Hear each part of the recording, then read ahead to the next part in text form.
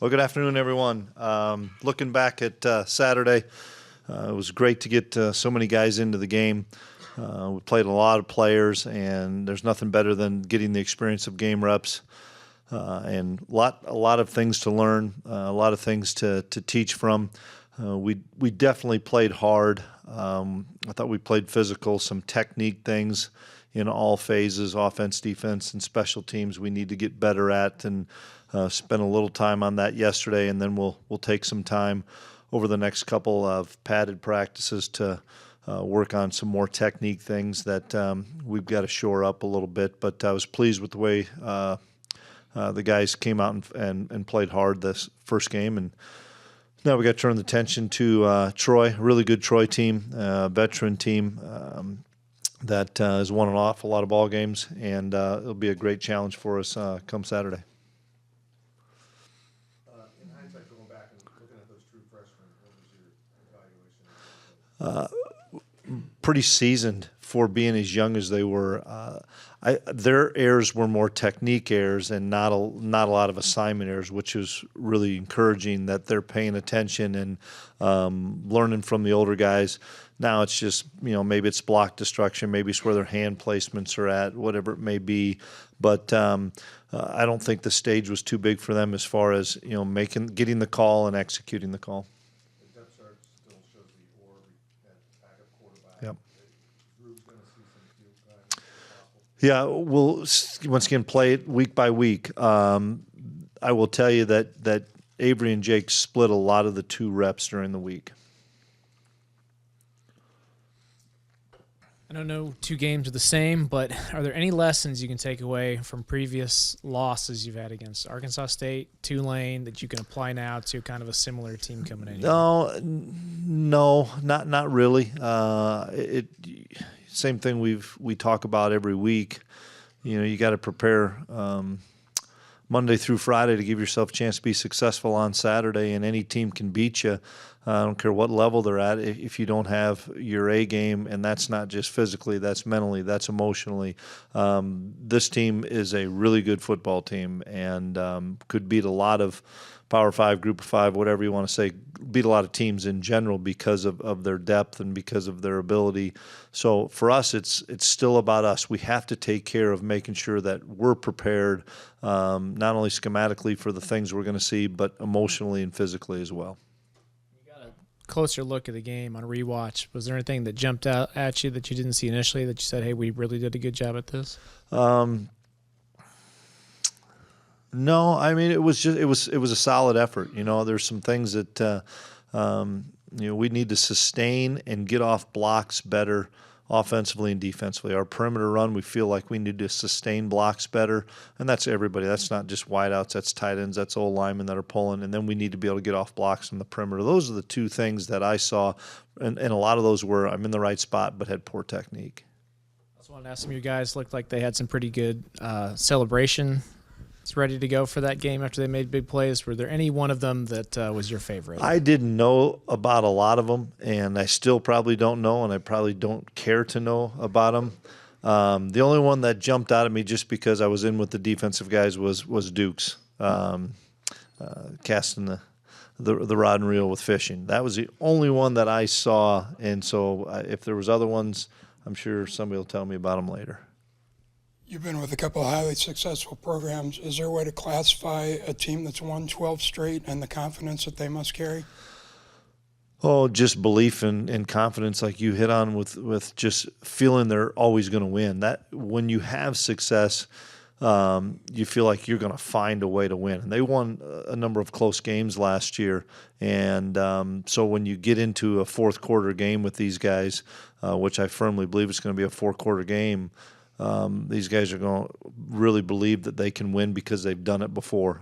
When they have a veteran quarterback that's played a ton of football, so the moment's not going to be too big for him. The stage isn't, all those things, because he's been in big environments and he's played big in big games. And then the amount of guys they have back on defense, they'll be ready for what our environment they face. What is the versatility that 2-back system gives you guys? The fact that you don't know which way the run could go for starters, and they both can run, they both can block really well. They're both good receivers out of the backfield. There's some things that we are going to clean up with both those guys as far as some route running, but just the fact that you can't say, well, it's going to go to this way or going to go that way, because they both could lead for each other, and then it gives us more things in the pass game probably as much as anything. Is there a status of Jake Clifton going into this week? Yeah, it'd be doubtful for Jake this week. That's why we didn't list him on the depth chart. Be a long shot, but I doubt it. Not only did Cooper Beebe play both guard and tackle, but he switched sides of the offensive line. Yeah. Just how difficult is that, and how impressive was it for him to do? It's really impressive. It's like Jake Clifton playing Sam, Mike, and Will. It's really hard to do. It just goes to show you somebody that's been in the program that just understands how all five have to work as one, and he listens, he pays attention, he's got the skill set to do a lot. It helped us that he played left tackle for a whole season, but with Duff down, it opens up so many more things because we have more interior guys right now. We do get John Pastore's missed an awful lot of time in fall camp.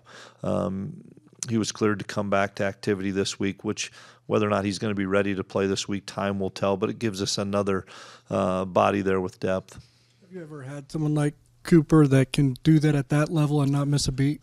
I think the key is, we've had some swing guys, but to do it at the high level, I mean, he could be an all-conference player at many spots on the offensive line, and, it's going to allow us to stay fresh with some of the other players, and, you want Coop in the game, and so if there's ways for us to get Hadley and TP in the game together, then he's got to go play tackle, and that's something that Riles is going to continue to put different guys out there and make sure that they mesh all well together.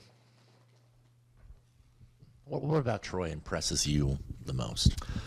Well, just in the first game, running back, he had some big home runs. Just his style of running. I mean, he's a physical runner. He's got great vision, great quickness. Quarterback, like I said, seasoned guy, puts the ball on the money. Defensively, I think they're very aggressive. They tackle well. They're opportunistic. I mean, that was from that first game. Just, last year, and I know there was a number of kids that maybe not on their roster, same as ours, just always feel like they were going to find a way to win the game. I mean, that's a sign of a culture that expects to win, not hopes to win. And then is Keegan trending towards being able to play? Yeah, we'll find out this week. He did some limited things yesterday, and so we'll just have to play it as the week goes. Speaking of wide receivers, after game one, without Keegan, what did the depth of that position prove to you? I was pleased. Jaden Jackson came in and played really well. He blocked exceptionally well, which is kind of an underrated stat that he did a really good job blocking at the point of attack, and then caught the big ball on the post route. RJ was what I expected RJ to be, because I've seen it all through fall camp as a guy that can be a number one receiver. Phil, I thought, played well. I was excited to get the young guys in there in Spivey and Brown, and then Seth will get pushed back into that rotation a little bit. He was banged up, played just on special teams. He'll get pushed into the rotation now as well.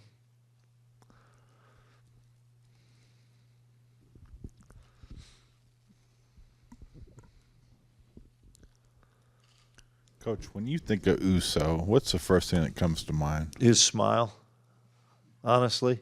I mean, kid loves to play, and he's a really good football player.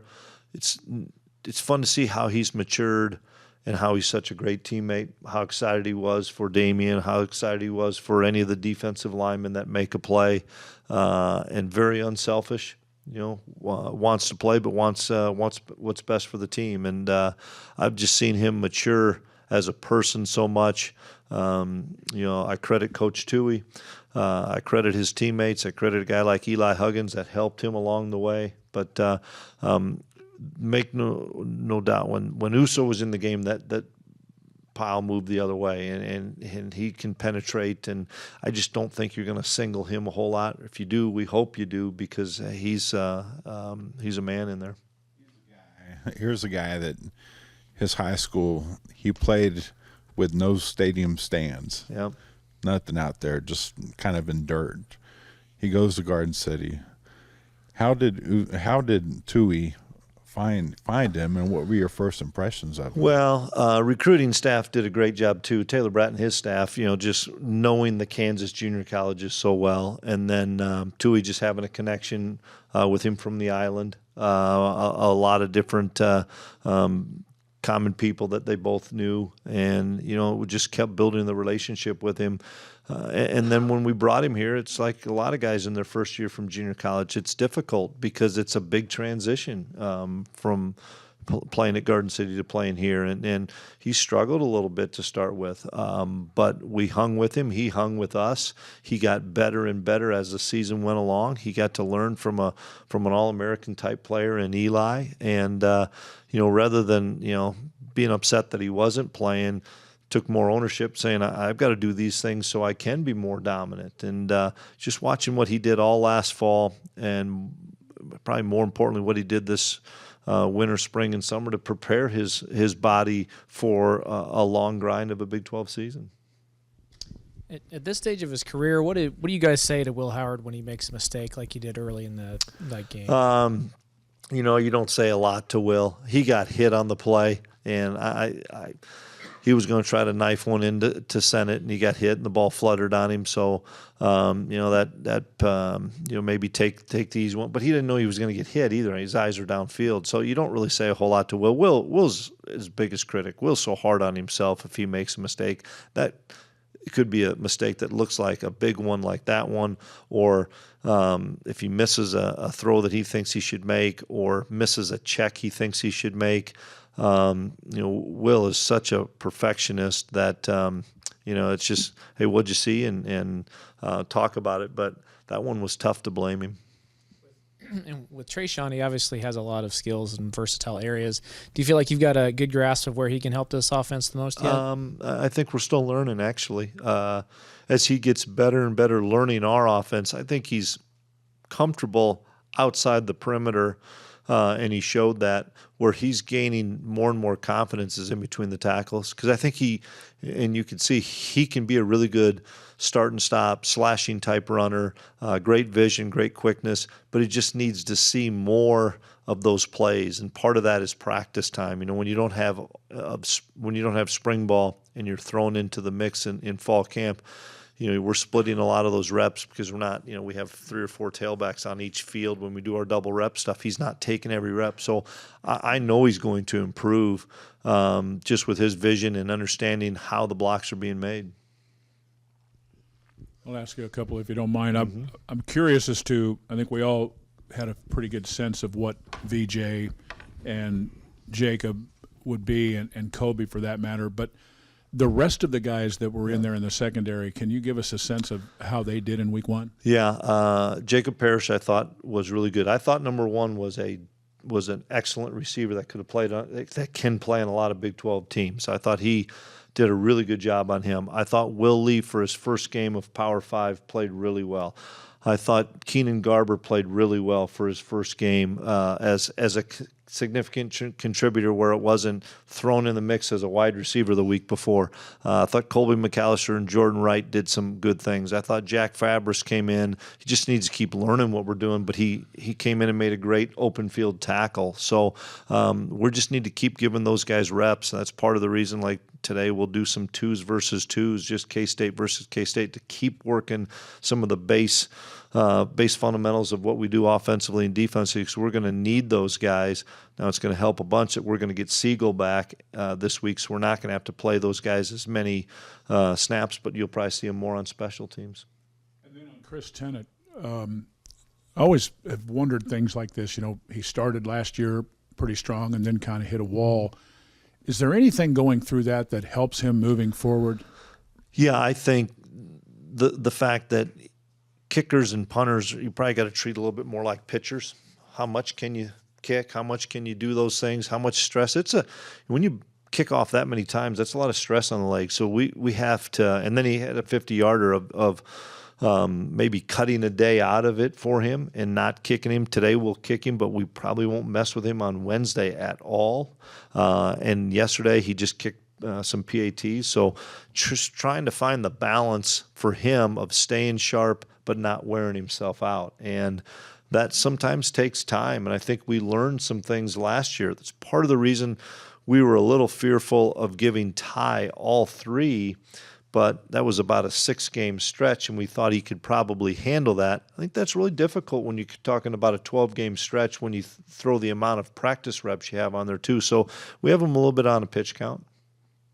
Coach, back to Will for a second. In terms of, let's say, the intermediate or middle passing game and the downfield passing game, when did you really start to see him take strides in both of those areas? Yeah, I would have said spring of 22 when Adrian came in here and didn't participate, and he took all the reps of the ones, and then just continued to elevate from there to the summer to the fall of putting it. I think last week was a great example of, throwing the ball to either RJ or Phil moving forward, so that they could catch a curl, catch a hitch, and get vertical, and giving them good ball placement so they could catch it and gain some yards. I thought we were really good with our receivers of getting north and south after a catch on 3rd and 8, 2nd and 8, and getting first downs. And a big part of that is timing and ball placement. And I think he's been, you saw that last year with some of the, routes we threw to Senate, where he would throw it on a back shoulder so Ben didn't get hit, or throw it between defenders. I saw that again this past Saturday when we threw the one to Ben on the sideline, before the defender could get there.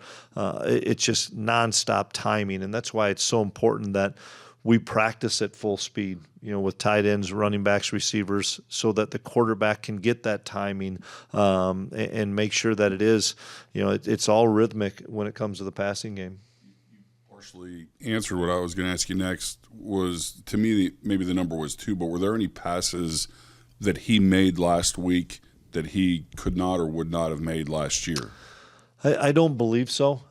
Just, seeing that those passes were completed last year with confidence, I think just had him so much more capable and ready to answer the bell this year, and not fear putting it in those spots. And a lot of that is, just every rep you get, every time you're out there, you're seeing more and more pictures of the defense of, man, I've got to keep that safety over here, and then I can flip my eyes back and throw it here. Those are the things I think he's improving on. How did you evaluate the play of your specifically backup linebackers during Saturday? Really well. A lot of those are ones we talked about early on in the press conference, of young players that just need technique work, whether it was Toby, Austin Romaine, Asa, Bo Palmer, just needing more and more reps so that their technique and block destruction continues to improve, and they hit their fits with good speed and tempo because they're in the right spot. And so that's a credit to Coach Standard of making sure those guys know what they're doing. Now they got to cut it loose, like you saw Austin Moore. When he sees it, man, he goes. When Daniel Green sees it, he goes. And there's just that split second where we're still hesitating, which I understand for the younger players because they've got to see it. But the more you see those pictures, the more you can hit that with confidence. And that's what I'm excited about. These are all young players that didn't have mental errors, didn't line up in the wrong gap, didn't understand the check or adjustment. Those guys knew it all, and now they just need that game experience. I wanted to ask you about the backup quarterback situation. Can we read anything into the fact that Avery came on first, or was it more a chance to give him an extended? The biggest thing was a chance to have him play, and have him not come in and it's the last series of the game and hand it off 3 times, and then you say that cost him 1 of his 4 games. But I'll caution everybody, we thought the same thing with Will Howard, and all of a sudden he plays 6 or 7 games. And that's why we wanted to make sure we got a really good extensive look so that we hope nothing happens. But if something does, it's not like, well, we've played him and handed it off for 2 plays. Now let's throw him in a game against Baylor, TCU, Texas Tech, whatever it may be. And that's why we did it that way.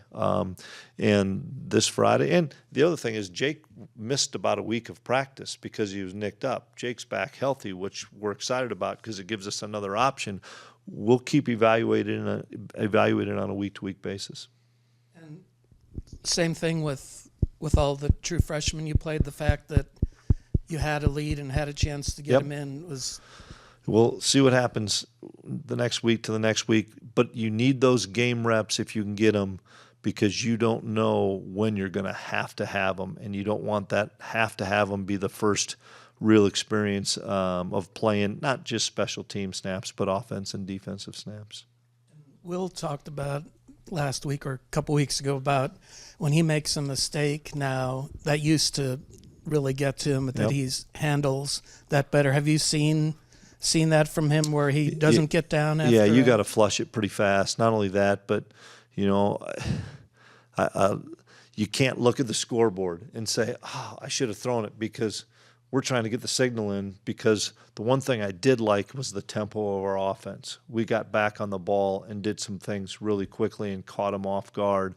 And if you're looking to see, should I have done something or finding the replay, you're probably costing yourself 4 or 5 seconds and giving a defense a chance to align. And so we did a lot of different cadences, so to speak, and a lot of different tempos on offense. And Will realizes that whatever that last play was, I got to move on and get ready to go to the next one.